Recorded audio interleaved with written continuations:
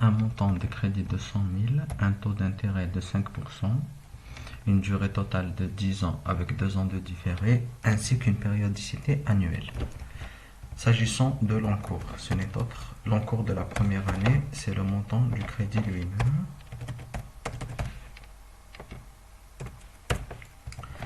Pour ce qui est du principal, nous savons que le débiteur ne paye que les intérêts durant le différé, d'où un principal nul pour cette période.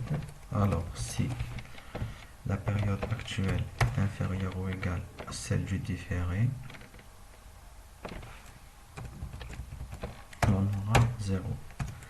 Sinon, si jamais ou le principal est nul, la période de remboursement est nulle, ainsi que la période actuelle est nulle. En fixant bien sûr les deux premières, ça reste nul. Sinon, l'on aura le montant du crédit divisé par la période de remboursement.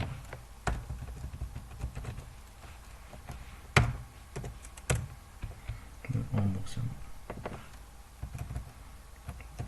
Voilà. Maintenant, passons à l'intérêt.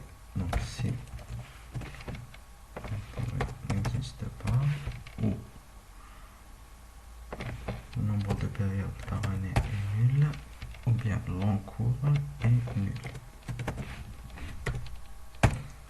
Alors, on sera une valeur nulle en fixant du taux et de nombre de périodes nul. Sinon, ce sera l'encours fois multiplié par le taux d'intérêt divisé par le nombre de périodes par année afin de tenir compte de la proportionnalité, car le taux d'intérêt par défaut est annuel.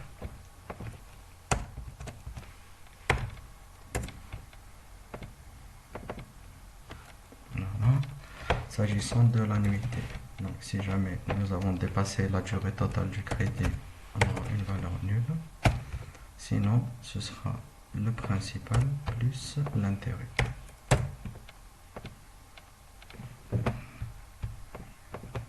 Donc combien ça est nul. En rajoutant également la condition de l'intérêt nul.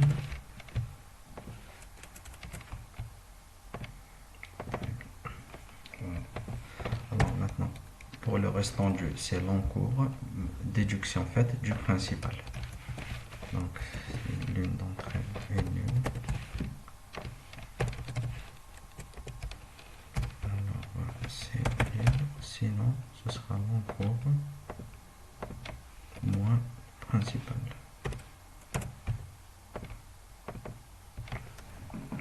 Passons à l'encours de la deuxième période, qui n'est autre que le restant dû de la période précédente. Alors, donc, si c'est égal nul, alors ce sera nul, sinon ce sera le restant dû de la période précédente.